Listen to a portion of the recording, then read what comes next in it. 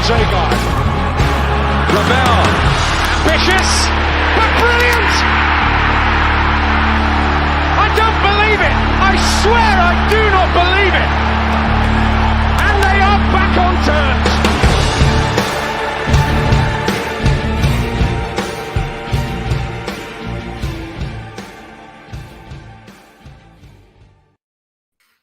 Hello, everybody. Welcome to New York Talk. This is the Rotherham United podcast. And we've got some more signings to talk about. Two more signings to talk about, which signed Friday evening, Friday whenever. The transfer rumour has been in full swing on Sunday, to be honest with you. So we've got that to sort of cover and anything else that falls in between those. We have Mick with us, coughing, not doing a Ben and not finding the mute button to cough. Hello, Mick. Yeah, what can I say? Sorry. It's not catching. You can't catch it over internet, I'm told. Very good. Benjamin's here with his NFL jersey on. Yes. Hello. The Bengals? Yes. You're happy that I knew that, Ben? Yeah. Okay. We're long term for a year. And Will's back with us. Thank you for joining us again. Will? No problem at all. Thanks for having me. Danny should be here later on. He's been busy training for the charity game coming up, but Danny's not here as things stand. You said training. Is at pub. Yeah. And as we do, we'll start. We're going to make a quick mention and a shout out to our most recent sponsor, Athletic Greens, who are kindly supporting the show. We're still using it. Mick, are you still finding it very positive and beneficial to you? Mate, I'm saving a fortune. on coffee. But genuinely, it's bizarre. I mean, I'd be 5 or 6 coffees before dinner time, no question, every day, which is quite expensive, as you can probably imagine. So, it's really, really good. Really seeing benefits of it. Very, very good. That's what we like to hear, Mick. As we mentioned last week, it's very lifestyle friendly, whether you eat keto, paleo, vegan, dairy-free, and gluten-free. And as we mentioned, it's got 7,000 5-star ratings on 5-star ratings. Sorry. And so to make it easy, Athletic Green are going to give everybody who signs up to the website a free 1-year supply of immune-supporting vitamin D and 5 and 5 free travel packs with your first purchase. All you have to do is go to athleticgreens.com/Rotherham and to take ownership over your health and pick up the ultimate nutritional insurance. Thank you very much, Athletic Green, for helping the show. So let's see who we have with us in the comments. We've got Neil Liversidge, Kim Haywood, S64. There's loads of you. Let's start with the rumours. Let's get the rumours out of the way. Shelley RUFC asks, evening, lads. Anyone heard anything concrete on the Wiles to Burnley rumour? Basically, no. It's all rumoured. I don't know if anybody else here has heard anything more concrete than that, but it just seems to be rumours, and I'm not completely buying it, to be honest with you. How does anybody else feel? It's that sort of time of year, isn't it, where people notice that, you know, there's players potentially available and they want to ask those questions. And I'm sure there will be interest in Ben Wiles because he's unbelievable as players go. But as far as I'm aware, there's no concrete interest. But as I say, I don't work for the club, so I'm sure we'll possibly hear a little bit more about that in the next few days. But we'll see what happens. Yeah, it's all just seems to be started from nowhere, to be honest with you. No, it's not from a journal or things like that, as these things sort of do. Let's play a hypothetical game, Mick, because on these things we've got time to play. If Ben Wiles goes, we're going to get a fairly substantial fee from however many million it is. Yeah, the rumour's 3 million, but again, just a rumour.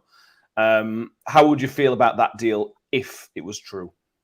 Well, I don't think it is true for a start. There is a tweet. I'm just trying to find it now from a Burnley journalist who's saying there's no truth in the rumour at all. So I would argue that the cold water's beginning to be poured on the rumour.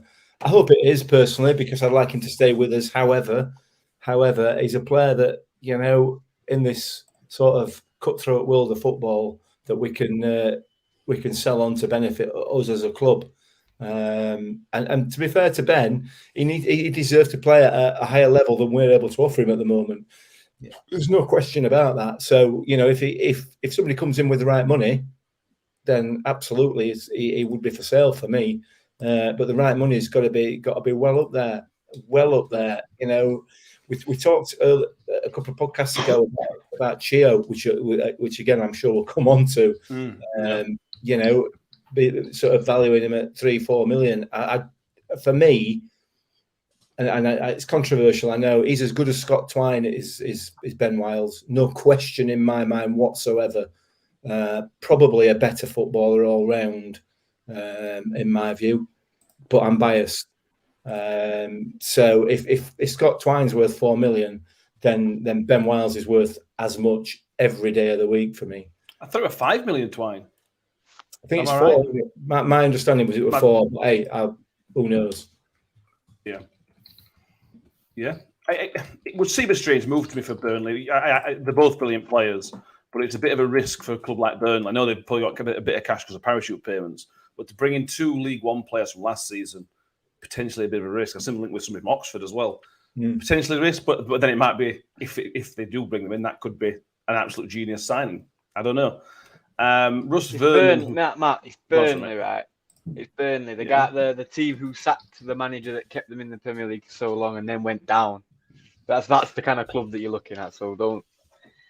I think stupid decisions aren't unfamiliar to Burnley. Okay. Yeah, I don't know where to go with that one, to be honest with you. It's a fair point, though. It is a fair point. I mean, you don't know from a football level management situation.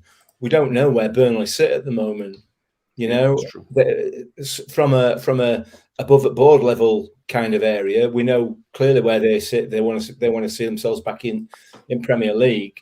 But for me, the Scott Twine signing, it looks like a bit of a marquee signing. You know what I mean? If there is such a thing. You know, look at us. Look at this as a statement of intent and everything else. Well, it isn't, is it? You're buying a player who's excelled at League One level is what you're buying. And you're spending over the odds for him. So I don't know. It does beg the question: is everything all right up there? Do Burnley need a hug at the moment, or are we? Yeah. Okay. Yeah. There's questions asked. I mean, this is not the Burnley podcast, but there's questions to be asked of Vincent Kompany. It's mostly untested. I don't think he had an amazing time in Belgium. And we're out of the Championship as well. I mean, it's almost a baptism of fire to come into a team that's just been relegated to do a full reset. It's a tough job for anybody, never mind a young manager. Of course, I mean, change is always really unsettling, and Burnley will have their own issues both off the pitch and on the pitch this season. I personally think Twine is an unbelievable addition for him, and I think in that 10 role that he plays, occupying between the lines, he'll create a lot of opportunities for Burnley, and they do still have really good players for this level. So I expect them to be probably top 8, pushing maybe top 6 and beyond. And I think Scott Twine will help them to do that. I think it's quite a sensible signing because it's not a huge fee. I think the fee is actually undisclosed, but if it's around the 5 million that we're talking, if he has a good season in Championship, he becomes probably a 15-20 million pound player anyway. So for me, it makes a lot of sense. I think it's pretty relatively risk free. I think it'll be interesting to see how they set up. Certainly in terms of this Wiles deal that allegedly is going on at Burnley. I see they normally play 4-2-2-2 or 4-4-2 with Kompany, so I don't see how Twine and Wiles can fit into the same side, and I certainly don't think that Twine's going to be happy in playing wide areas. So for me, it wouldn't make sense for Wilesy to then go to Burnley, given that setup. But you know, Vincent might change it all around and try different things, and obviously he wants to prove himself as an unbelievable manager at this level and get a better job than Burnley, with no disrespect intended. So we'll see what happens. But yeah, it's a long window, and I don't think it's going to end here. No, definitely not. We have Russ Vernon, who tends to know quite a lot of stuff. Thank you, Russ, who says he's been told that no bid has been accepted so far for Ben Wiles. At the minute, there are just discussions between Rotherham and Burnley and Rotherham and Sheffield United. Sheffield United one's been lingering, hasn't it, for a while? Their sort of interest has been lingering for a while. Yeah. I don't think there's much more to say on that other than, Ben, if we do get 3 to 5 million, that's a lot of cash for us to reinvest. We're all playing a hypothetical game, but that kind of cash would help us bring in 4 or 5 different players, wouldn't it? Yeah. Yeah, it would, but you're losing a big part of the squad, even kind of culture-wise. Obviously, everyone knows he's a Rotherham lad. And you don't really get that anymore, and it's just different when it's hometown. It just means more to players. Do you know what I mean? So it would be amazing to get 4 or 5 million, but you also lose a big part. So depends what you want. Yeah, absolutely. Anything? Should we quickly address the Chio rumours? The Chio rumours have resurfaced for Swansea again. It's something I can't really see. I don't think Swansea have got the money, to be honest with you. The money that we're asking for Chio is just stupid, isn't it? Well, I can't see how Swansea can afford him. It doesn't make sense, like many other rumours. Yeah, I mean, it's just, I think this one's just people adding 2 and 2 together and getting 75, to be honest. Like, I've seen these rumours have all started heating up since we've signed Peter Kioso, who coincidentally can play right wing back, can also play centre back as well, and right midfield and right back. So, yeah, I think it's just people just thinking, well, we've got Kioso, so they won't need Ogbene anymore. So we'll see what's going to go on with that. But I don't see him going personally, but money talks on it. We've seen that already. Mm. Yeah, it does. Absolutely. Any other rumours? Well, when Danny comes back in, we'll ask him as well. But any other rumours that I can't really see much other. We'll come on to confirm ones in a minute. Any other rumours we've seen in or out? I think people have been sort of putting all their eggs in the Ben Wiles to Burnley basket today, haven't they? That seems to have been the one that's attracted most of the Twitterati. So yeah, we'll have to wait and see. Listen, this window, I think, as you've just alluded to there, Matt, or I don't know whether you or Will, this window's not over yet, not by a long way. There will be some movement, some further movement, certainly inwards for Rotherham United, but potentially outwards as well. But I'm confident, and I know I may be criticised for this, but I'm confident that the club will get value for anybody that does go. They will get fair value. I've absolutely no doubt in my mind. So if it is Chio, if it's Ben Wiles, or if it's anybody else, I'm convinced that they will. Gone are the days where we're flogging a Premier League quality player for 3 Freddos and a Blackie's egg. You know what I mean? Those days are gone now. Boothie's gone. That whole regime is a thing of the past. So yeah. The rumours will come and go, won't they? And ultimately, we'll find out exactly by the back end of July where we're going to be, and how we're going to be lining up. Yep, I agree. Right, moving on to some confirmed stuff. The worst kept secret in Rotherham history, Tom Eaves, was confirmed on Friday, about 3 weeks before the talk started. How do we feel about this, Ben? He's played games in the Championship. He scored some goals, not an amazing amount, but a decent amount of goals. He played for us before. He's using his own words. He's a different animal now, a different beast now. How do we feel about Tommy coming to the club? I don't know, because I don't really know much about him.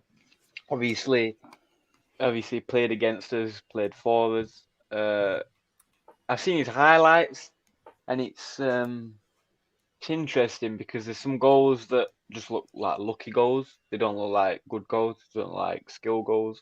They're just like lucky goals. And then there's somewhere he's, like poaching kind of goals, like Will Grigg kind of goals. So it's kind of hard to figure out if he's any good or not. Because he scores half lucky goals and half actually what look like good goals. So I don't know. I think time will tell, obviously. I don't know. I'm mixed feelings about it. I don't remember him being very good when he played against us. He's got a hat-trick. All offside, weren't they? No, he didn't do anything wrong for those goals. Other people did things wrong. Yeah. Well, Well, what's upset people on Twitter, Will, is that I can't believe you're swapping Michael Smith for Tom Eaves. It's not a direct replacement, is it? Tom Eaves is not Michael Smith, is it? No, he's been fetched in, or originally was fetched in to play as a part of this striker force, hopefully with Michael Smith, and sadly that's not going to happen for us. For me, it's a great signing because we need a championship experience. Played 30 games last season, and that's on a free. That's really, really good business. I think his goal scoring record isn't great. 5 goals and 3 assists last season, and got a good amount of minutes as well. Just over 750 minutes, I think. I read somewhere. There we go. Oh, a little bit more than that, 1,242 minutes, last season. So he's played games. He's a guy that can hold the ball up and will be a massive threat with those crosses that are coming into the box. I tweeted when the announcement was made, actually, Rotherham, out of all the top 4 leagues, put the most crosses into the box last season, over 200 more than any other club. So he's going to thrive off that. We know what we're going to get with him in terms of his physical abilities, his ability in the air. So fingers crossed he'll be able to fetch in the second striker into play and we'll score a few goals off the back of it. I don't think you can really judge his goal scoring record because I don't think he's ever been a player that's been in a poaching as a poaching. He's not played as a poacher basically. He's been played as a ball over top and win it and fetch other players into play. So we'll see what happens. Yeah. Comments. John Morrell says he's a decent sign for us. If he did grab 10 goals next season, he's done well. He says an improvement on Smith over him never really looked good in the Championship. Interesting. Henry Cobb, Tom Eaves will be a good sign, especially with 5 subs. I think we're still yet to make our first choice dragon. And that's another key thing, mate. That's something else you've got to Paul Wons and this team will bear in mind. 5 subs. Again, like it was last time in the Championship. You're going to need a bigger squad, really, for that, aren't you? Yeah, of course. Absolutely. And you know, the thing with Tom Eaves is you can't judge him based on what he was like 2 seasons ago, 3 seasons ago when he was with us, because as he points out, he's a different player. But we have to accept that players develop week on week, month on month, year on year. You know, they improve the training every day, so that they are going to improve by definition to a certain level. Anyway, you don't know the way he plays, the way that the teams play that he's played in, if that makes sense. So we'll have to wait and see. But he's clearly a strong lad. You know, and gets himself involved and he works hard. So that's the first, the first few boxes ticked as far as we're concerned. He's got the experience of playing in the Championship as well, which I feel probably was one of the things that has let us down the last couple of times we've been up there. And I'm kind of bordering on on agreeing with John there that it probably is going to be an improvement for us on Michael Smith in the Championship. I said it in the last podcast. And the more I've thought about it since, the more I'm convinced that the likes of Smithy and Icky carry that baggage of failing up there, and they haven't done and performed to the level that they've performed at League One in that division, where other players within the squad, you know, the ones who we know have the ability, your Ben Wiles, your Dan Barlasses, etc., have performed at that level. So this lad's got that experience. Hopefully he'll bring that to bear on this season, and it'll help us push on. Yeah, I hope so. I think it's a solid signing. It's a Championship signing. It's a Championship player. So let's go with that. Let us go. We talked about Tom Eaves being the worst kept secret. The best kept secret was announced on Friday with provisionally agreed terms with Jamie McCart. I think is that what we happy with McCart saying his surname? Yeah. Cool. Yeah. Provisionally agreed terms with a man whose contract's expired at St Johnstone. Had been highly rated. St Johnstone ended up in a relegation playoff, so as a team they've maybe not had the best season. but his stats still stand up to be pretty decent for a team who almost got relegated. We will be speaking to some guys from St Johnstone on Tuesday, which will be on the Thursday. So we're going to get a lowdown from their fans about him because we don't have much information. But we know he's left-sided centre-back, which is what we've been crying out for years, a left-footed, left-sided centre-back. And he's free. He's not going to cost much money. It sounds like a really good sign to me, again. Yeah, I mean, age-wise, really good as well. I think he's 24 years old, so lots of resale value, hopefully, if he comes on and does really well. In terms of where he's come from, I mean, I would imagine we've had a good conversation with Kirk Broadfoot in relation to what he's like. I believe he's also played with Jamie Lindsay at Celtic as well. In that 17-18 season. I think they were both youngsters there, so he'll know Jamie quite well, and hopefully he's been able to sell the club to Jamie. Jamie selling the club to Jamie, that's a one right there. Of what I've seen, really good in the air. From a stats point of view, as you say, he stacks up really well. He won nearly 71% of his defensive duels last season, and won just under 70% of his aerial duels as well. Looks like he's great at being able to understand play. His interceptions numbers are really strong. So I'm looking forward to seeing him play. Obviously not going to be able to judge him properly until the season starts. But yeah, I mean, for me, come out of absolutely nowhere. Of everyone that I've spoken to, no one knew anything about this one. So I'm really glad actually the club's been able to keep it under wraps and get a deal done without it being leaked everywhere. That's quite encouraging, I think. And we'll see how he gets on. Hopefully he's a massive success in a Rotherham United shirt. Yeah, and we've been saying for a few weeks, Ben, this is not a secret that we need to get centre-backs at the club. We've lost Icky, we've lost Angus, whoever else. Centre-backs are probably almost as more important than our striking situation at the moment. So it's good to get somebody in. It almost just calms the fans down. I'm sure Warney's not bothered either way, but I think it just calms the fans down a little bit. So we've got a guy in the right position who ticks a lot of boxes. Well, yeah, I think at the minute we've got Wood and Harding who can play. And now this guy, yeah. And now this guy. So, yeah, we definitely needed a centre-back. It's always weird with Scottish players coming down because I don't really know what their level is. League's like. Cause it kind of depends what team you play for, doesn't it? In that league, because it varies so much within that league. So it's always interesting. Yeah, I think it would be good. I always love Scottish players. I think they play football in a way that's kind of unmatched to other people. So yeah, I'm excited for it. Just mean they're aggressive. You're stereotyping the Scots here. Yeah. Well, yeah, because they are, and I like it. I enjoy it. I think. Well, no. I think Rangers Celtic is one of the best games on telly. But that's it is. I agree with that. It's fierce, isn't it? I know what you mean. I know what you're saying. Yeah. We've had a decent record of signing Scottish players in the last few years, Mick. You got Will Vaulks, Jamie Lindsay. I'm sure there's somebody else as well. Kirky.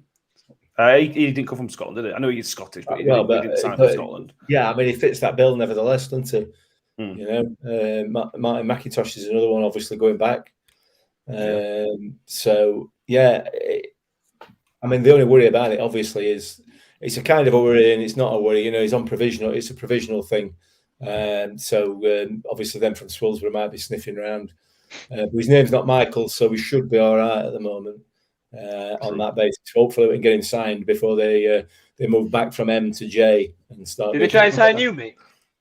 They've signed me. I'm signed, mate. Yeah. Off at line, is it? It's off at line, mate. Yeah. Like I said on my tweet, but Henderson's that swung it. So a year's supply of Henderson's and a year's supply of tuna and all. Which, mate, what can you do? Assuming I get paid it, obviously. Well, that's the big question, isn't it? Naran D says, don't tell Wednesday. Last time we nearly got something from St Johnstone. They nipped in the last minute, which didn't go very well for them. Stephen May, for anyone that doesn't know about that one. Yeah. But I think we're coming down from that league, Will, is if you're not coming from Rangers or Celtic, you're coming down here to progress. You know what I mean? You sign in the Championship to play in the Championship or higher to try and get maybe in the Scottish national team because it's a step up. The bottom half of the SPL is maybe lower than the Championship. It's potentially going to be a step up for him. Yeah, absolutely. I mean, there's a lot of clubs that have looked at McCart over the last 12 months or so. I know John's mentioned that Birmingham have looked previously. Stoke, I believe, have done so as well. So it seems to be a little bit of a coup for us, to be honest. Just really hoping that it can live up to that expectation and help us kick on now. I think someone posted a really salty tweet when he signed on Friday, and one of the St Johnstone fans replied something like, "I hope you're looking forward to your left centre back pinging it across to your right wing back, because that's all he ever does." And I'm sat there thinking, well, I don't think we'd have any problems with that if we got Gio or Kyoso running onto it. Yeah. That'd be nice. That's all Icky used to do. Fair, obviously this was right to left. That's all Icky used to do, just long ball it. So we're used to it. Don't worry about it. Yeah, it's not. We're not at the end of the transfer business, so that's the thing. We've got to look at. But yeah, I think that's a positive sign. Again, this is me not knowing my football really. Provisionally, does that mean it's basically done, or have we just announced it a little bit earlier than we maybe needed to because we wanted to? Well, he was at the cricket game on Friday and was announced as a new signing. So I'd say it must be pretty far down the line, or we're getting really, really confident. It's an interesting announcement, and to be honest, it's not something that I've seen before. But then I think Watford did something very similar with another player as well, saying that they've agreed terms as opposed to actually signing them. So maybe this is becoming a big thing now. Yeah, I assume it's potentially because his contract with St Johnstone doesn't finish until 30th of June, 1st of July or whatever. And obviously he can't be contracted to two clubs at once. So I'm assuming that will be the reason why it's provisional at the minute. Yeah. I suppose you're right. Let's move on to some other stuff. AJ KLUC says he thinks we should get a Duffin a chance at the back next season. They advertise him as a centre back / central defensive midfielder, and it gives him a chance to prove himself. Yeah, so moving on to the players we've got, Ben, we didn't see a Duffin as half as much as we expected, but that's because everybody else were amazing. But he could be a type of player, maybe the Sean McDonald, where it suits him more when we're defensive, which we are going to be in the Championship. So it potentially Championship suits him better than League One, which sounds crazy, but it might be. Yeah, it's hard to tell because we didn't really see him last year. I don't know how many games he played for us, but I know it's single digits. Yeah, I don't know. Again, it's so hard to tell because you don't know whether he's really good, and this year he's just been learning and progressing and kind of just watching how we play, and then next year he's going to be proper good, or he's actually not good enough, and that's why he's not been playing. You know what I mean? It's kind of hard to tell. But is he a young lad? Well, early 20s. He is 24, so very, very age. So, yeah, so he's probably just been learning this year. So yeah, I think he's going to be. I think he'll be good for us next year. Interesting to see where they play him, though, like you said. Yeah, it's interesting. But in the Championship, you may not be able to play Barlasser as that deep lying player, Mick, because he's not defensive. He isn't a defensive player, clearly. So that's an risk playing in that position. You may have to play him further forward, and then Duffin, or we're going to try and bring somebody else in. It's going to change where players play because of how we need to set up next season, obviously. Yeah, it is. I mean, but make no mistake, Dan Barlasser is far better defensively now than he was last time we were in Championship. I mean, last season his defensive work was outstanding for me. So much better than the season before. It's clearly something he'd worked on.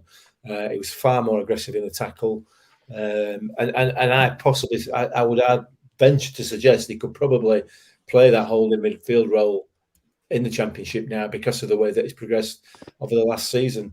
As far as the Dolphins concerned, my view is if Warney and his team think he's not good enough, they'll ship him out. If they don't ship him out, then he'll have a part to play this season. we know he can hit a ball. We know he can strike a ball. We know he's strong. We know he's got some pace. It's just whether mentally he's up to it at the moment and whether that's something that they're working on. We'll have to wait and see. But he may be one that does leave us. I don't know. We'll have to wait and see. But it's an option for us there, isn't it? In that sitting midfield role, and also as a backup centre back as well. Yeah, I agree. Well, I'm actually have Peter Kyo, so we covered him briefly on Thursday. He's an exciting player. He is a very exciting player, potentially a very, very, very, very good signing. It's a good sign when the other team that we've signed him from, fans are disappointed that he's left. We don't often get that when we sign a player.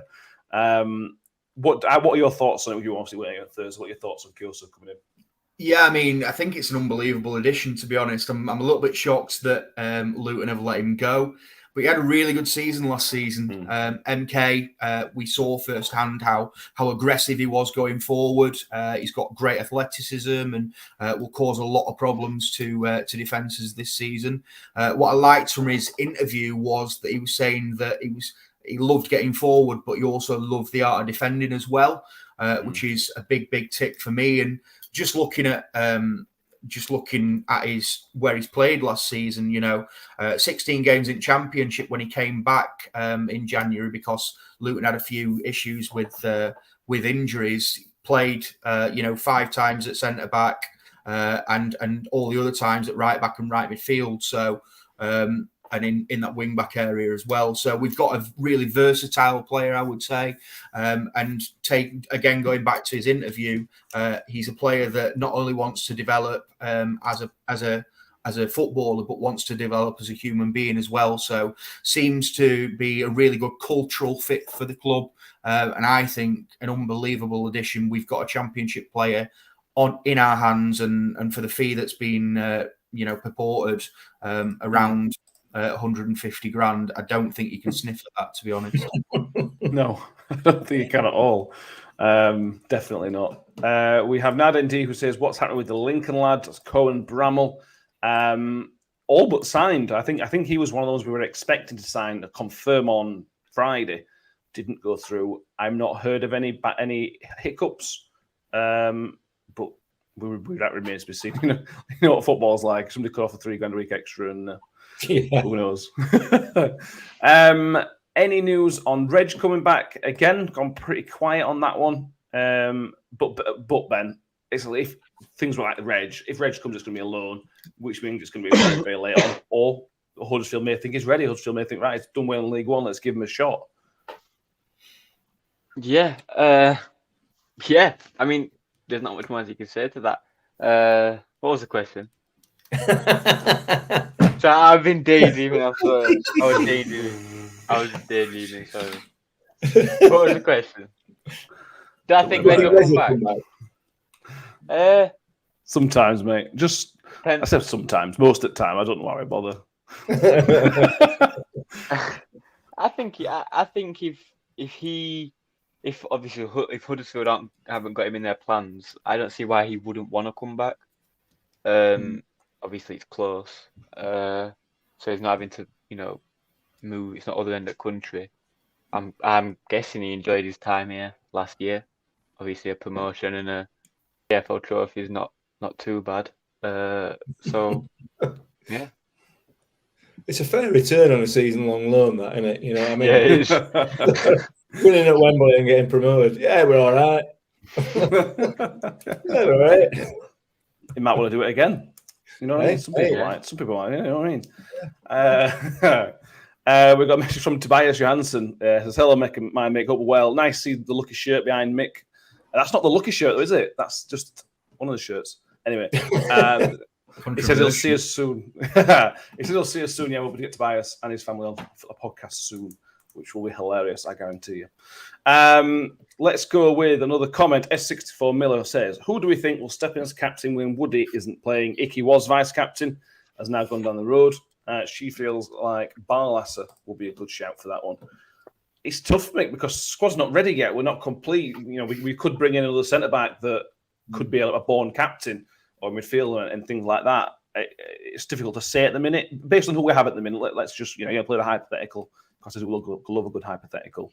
Who in the squad at the minute stands out as next in line for the armband if needs to be?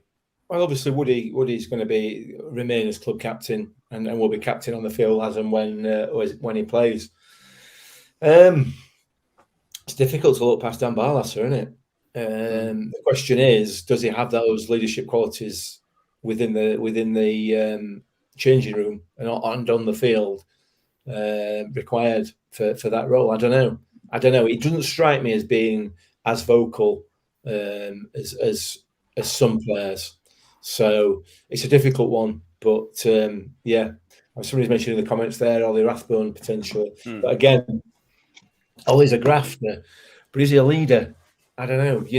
He's one of those players that I guess, and I've got no basis for this whatsoever, but will probably lead on the basis that everybody will follow him. You know what I mean? Just by example rather than by anything else. I don't know. Tough one. Yeah, John Morrell says Harding, as Harding was the captain of the Birmingham youth team all the way through that academy, which is a good shout. Will, anybody that stands out? It's difficult to know because we don't know the players personally, so it is difficult to say he's a leader, and it's Woody obviously is, but beyond that, it is difficult from a fan's point of view. Yeah, I mean, for me, it's difficult to say, as you say, because we don't know what's coming through the door. We don't know what leadership qualities we might possess going into the season. But if I was going off what we've got currently, it would be Rathbone, really vocal, and I think also really well spoken as well. I think that he'd earn the respect of all the players if he hasn't already. So that would be my pick. It's the Frecklington argument though. When he looks like a leader in the same way that Frex looked like a leader by leading by example. Ben, anybody else want to pick any other name that sticks out? He's not really, is he? He's not. I don't know. I think Wes is a fair shout, but again, I just don't know whether that would take away from his game a little bit. I don't know. There's an argument to add to saying, does a captain matter in football? There is an argument for it, isn't there? As Brian Vernon says, there should be 11 captains. Football's a different sport to other sports. Yeah. John Hanson says, he likes a good argument with the referees. Yeah, much.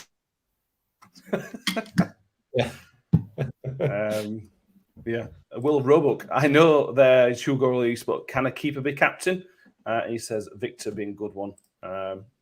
Possibly. I mean, depends who plays, I suppose. That's maybe the difference in that one. Rustan backs him up, Victor or Josh. Yeah. Why not, I suppose. Yeah. I have another comment to go through. I don't know, it's worth mentioning, to be honest, with Howard Webb looks like he's taking over head of refereeing in England, basically. So it's good to have some Rotherham representation at that level. Hopefully improves the level of refereeing. We'll talk about it a lot next season. I'm pretty certain of that. That probably puts paid to him coming on podcast, doesn't it? Possibly. You never know. We'll try. We'll ask. But yeah, so that's worth mentioning. Well, congratulations to Howard to getting that job. Let's have a quick chat on the cricket that happened on Friday. John Breckin arranged another fantastic night at Wickersley, by all accounts. I don't think we talked about John Breckin enough on this podcast, to be honest with you. He is Mr. Rotherham United. He is such a legend. We're so lucky, Will, to have somebody like that in and around the club. Not every club has a John Breckin type person. He's one in a million, it seems like. And he just is able to bring both sides, the playing side and the fan side, it seems, together. And he's done it again with what was a good night for everybody. Of course. I mean, my first situation with well, it wasn't even a situation, to be honest. My first encounter with John Breckin was as a 12-year-old kid. I sang. So I'm a vocalist and sang for the first time on stage, and him and Ronnie were there, and they came up to me afterwards and congratulated me, and I felt on top of the world. You know, these guys were leading my football club and had just congratulated me, and yeah, that were huge. But for what he's done for football club, like, I don't think we'll ever see anything like it ever again. There's certainly nowadays there's not the loyalty that there once was, and we'll forgive him about going off to Barnsley with Mark Robbins for a bit and making that mistake. But for everything else, I mean, what a man. I don't really have too many words, to be honest, that can describe him. There's nothing else like him at the football club, and long may he be around, to be honest. Yeah, I mean, you've been around this entire Rotherham career, which is a long time. Yeah. He's almost a constant of Rotherham United, isn't he? Yeah. It's just been there as long as I can ever remember. As a player, and then as an assistant manager and coach, and now as an ambassador for the club. And it's just people like that are one in a million. They really are, and we are very, very lucky as a club to have him. But the club sort of kind of mirrors his values, doesn't it? Now it hasn't done in the past, but it's still been there. But now the club has turned into this family orientated community club, which is what it is. It does a lot. The club itself does a lot of work in the community, over and above, a Saturday afternoon, and John Breckin's front and centre of that, and the charity work that he does for Rotherham Hospice, which is just fabulous. It's just fantastic. So yeah, I love him to bits. He's an absolute legend of Rotherham United. Top of the list, first one in the Hall of Fame, isn't he? Really, what I mean. So one thing that I did spot on Twitter that somebody suggested, and I don't know whether the club are thinking about this, but the shirts that were worn on Friday night by the team would be an absolute great addition to the club shop, with some proceeds going through to the hospice, because the shirts look fantastic. They look brilliant, with the hospice logo and the club logo on it as well. If anybody's listening from the club, get them on sale, because they'd be out the door like hotcakes, I'm sure. Really, really good idea. I can't remember who it was who mentioned it on Twitter, but top idea. Yeah, I completely agree. Wickersley won the game by 208 runs, I think it was, something like that. It's good effort, good night all around, and whatever it's raised, I haven't seen any mention of how much was raised, but whatever was raised, we all fully behind the cause of Rotherham Hospice, which Breck's obviously done amazing. Paramed UK says he wouldn't mind it being our third kit. Yeah, with your white kit, to be fair. Yeah. That good idea. Out very, very shortly. J-Boy, we might as well cover this. Paul Davis is doing, has already talked to Michael Smith, my understanding. He'll be putting out the Q&A later on Sunday evening to Monday, where he spoke to him.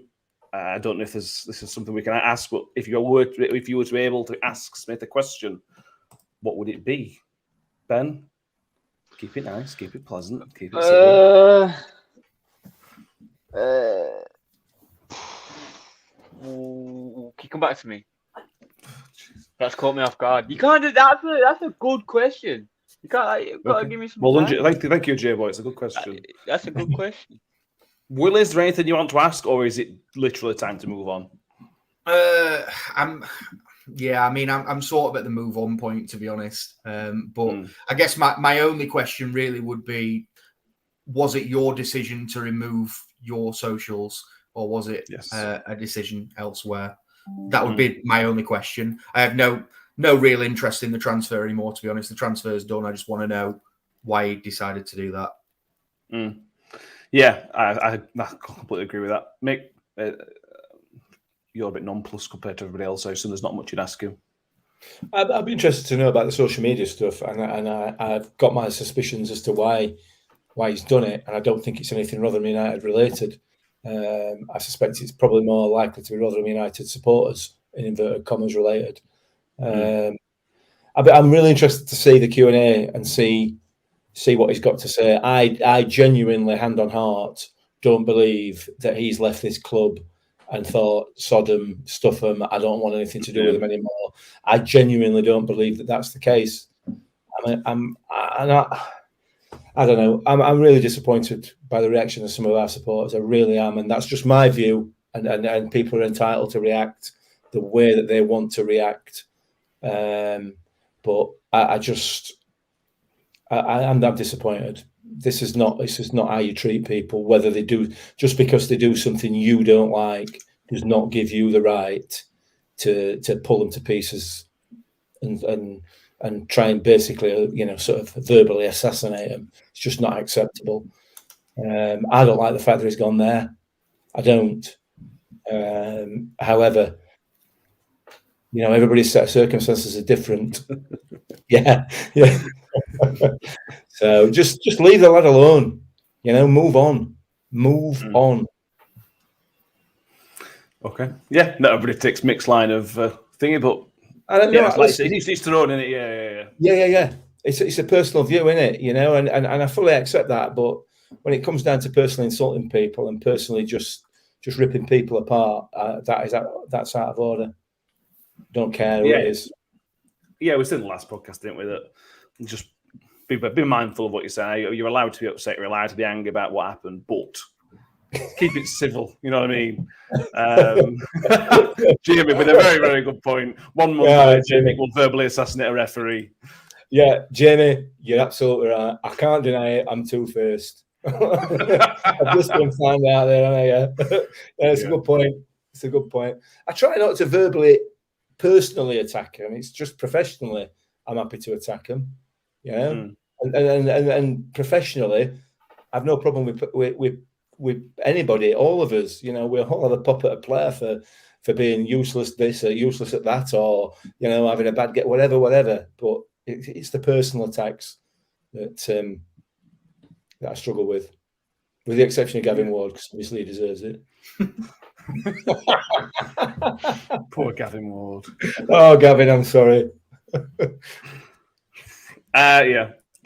We should also give a mention for the Moment of Truth podcast that is being released on Monday morning in episode, I think batches of 5 over the next couple of weeks.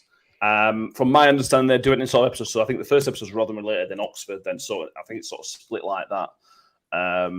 So we will cover it on next few episodes. We will talk about that because it's going to be interesting. Will it's the type of thing I watch a bit. Watch other documentaries, other football clubs.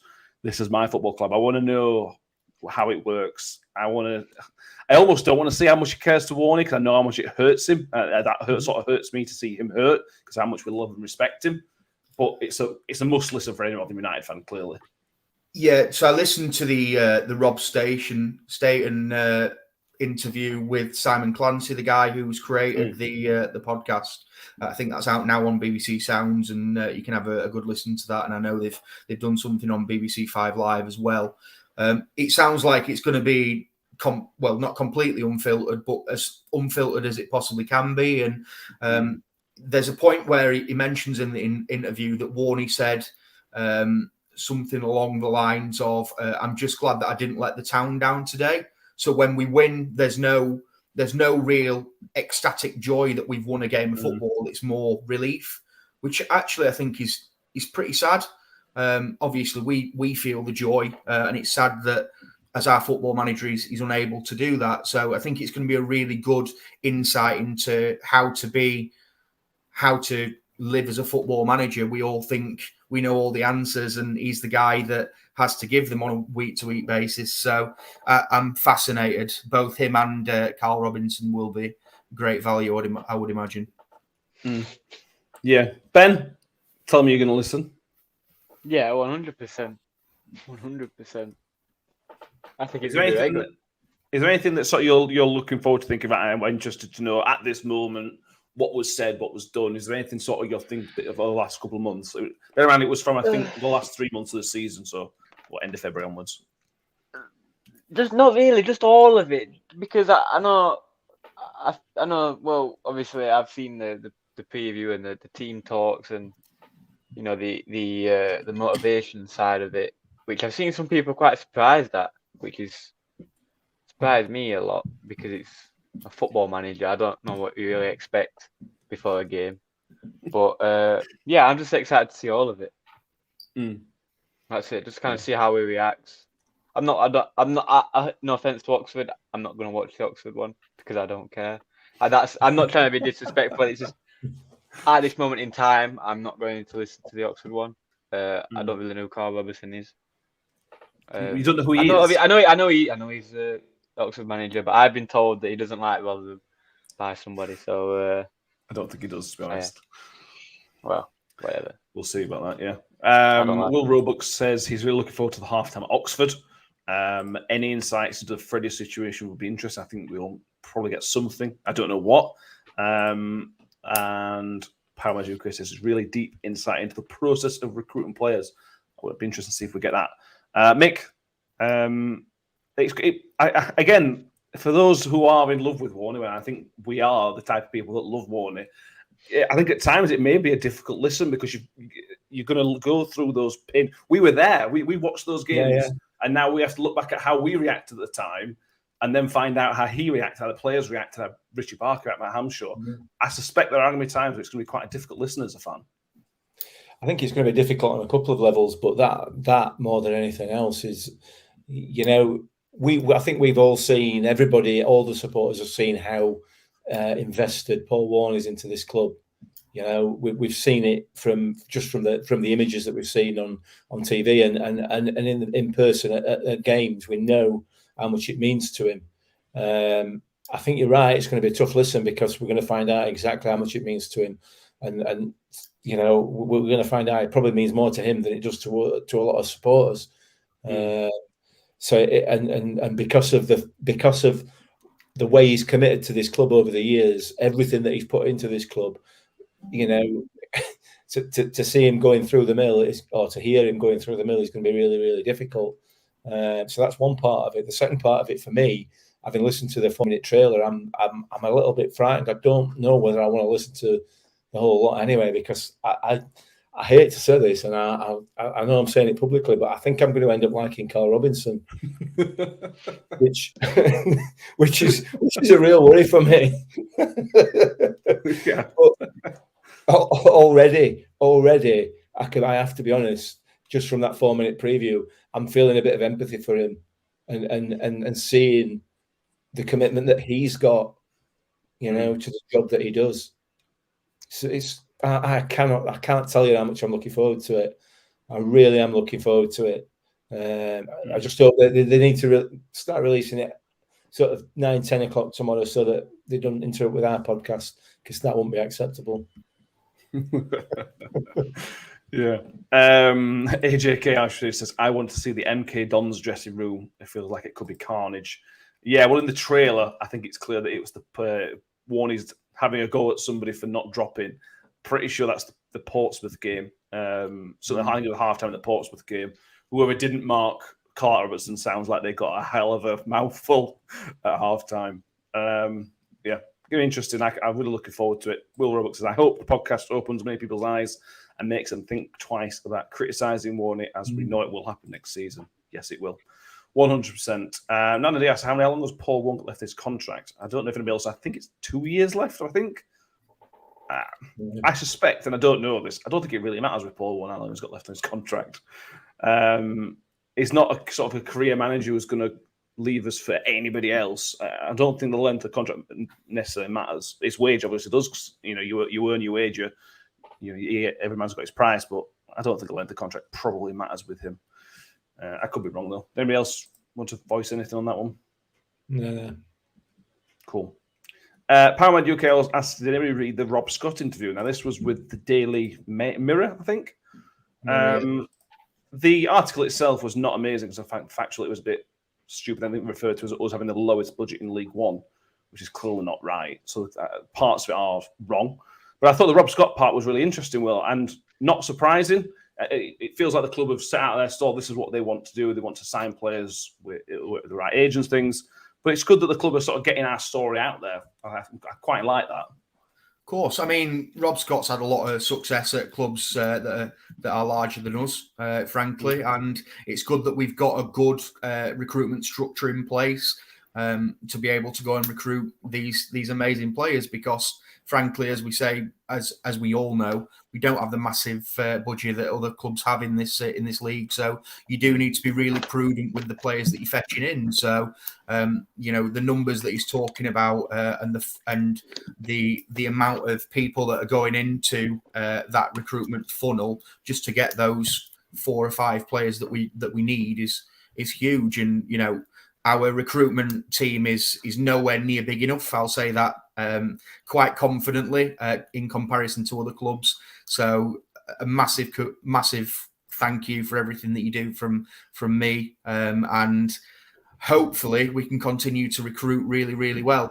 We've got a lot to do this season, both ins and outs, I would imagine. So fingers crossed we can have a really good summer. Mm-hmm. Yeah, I agree. Ben, do you like these things, these sort of access all areas type things? We've got the Warners thing coming up, the Rob Scott sort of explain the crew. Do you like that? Yeah, I do like it. How honest it is, and how much is kept away is obviously depends on the thing. But I think a lot of it is kept away. I think a lot of other stuff does go on behind the scenes. But to be fair, it is good. It gives the fans a kind of an insight. It's good to watch. But it's not. I think it's not the full 100%. Otherwise, you're just giving other teams your strategy. Basically, just inviting other people to see what you're doing. Okay. I think, I know what you're saying to a point. Nick, anything to add on the Rob Scott interview? No, I've not read it. I saw it on Daily Mirror, so I didn't bother reading it because I thought it wouldn't be true, wouldn't be accurate. So, well, I mean, listen. The thing is, you've said there, that the stats and figures that they used weren't right, which clearly weren't. So it's how much trust you can put in what they've actually written about what he actually said, and how much they paraphrased it. But I'll give it a read, based on what you've said. It sounds quite interesting to get at least some insight into it. But with that caveat that it's not necessarily going to be everything that he said. That's how it works, isn't it? Particularly in East. Okay, fair enough. So there we go. Is there anything else that anybody would like to cover, talk about? Yeah, anything at all. Anything's open. Well, we've got 5 days, 6 days before our first friendly start, and the friendlies start. It's going to be a busy week this week, I suspect. I'm pretty sure we're going to see some more incomings. Potentially some outgoings as well. Who knows? Ben Wiles to Burnley, Ben Wiles to Sheffield United, Ben Wiles to Nottingham Forest. I think he's been to all 3 of those clubs. So if we can get 4 million from each, happy days. Then let them fight out who has him. They're all having a third each. Yeah.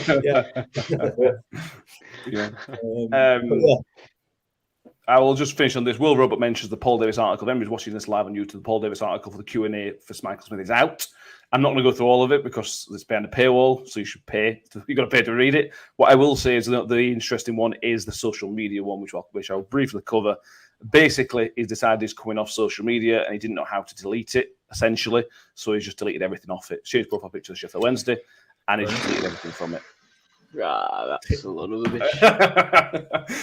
Read into that what you will. That's literally the only paragraph I've read so far. So go and have a read of that, and we'll probably talk about that. Maybe talk about it on Thursday because it's quite long. There's quite a lot of good stuff on there, as you'd expect. Paul Davis with that kind of stuff. So go and have a look, go and have a read, and we'll cover that whether you buy it or not. Ben doesn't buy it. That's Ben's opinion.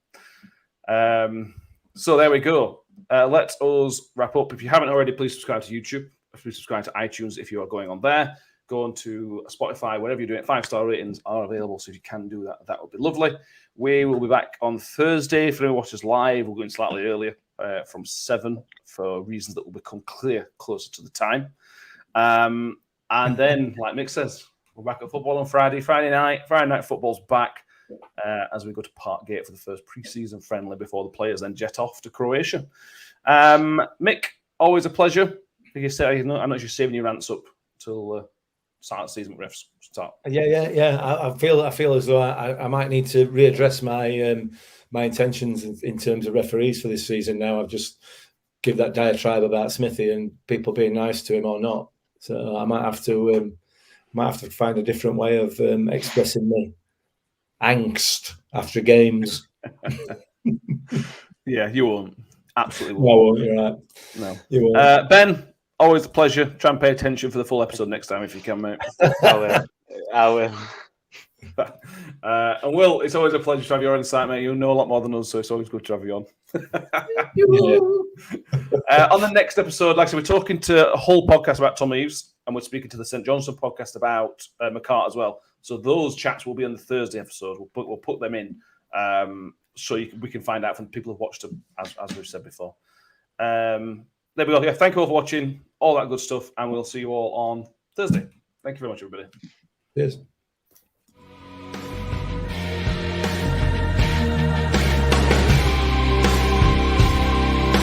Freddy's on one-on-one. Freddy turning shoot. Can Freddy go shot?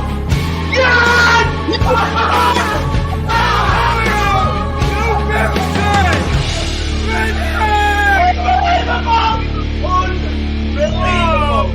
Apologies to the neighbours.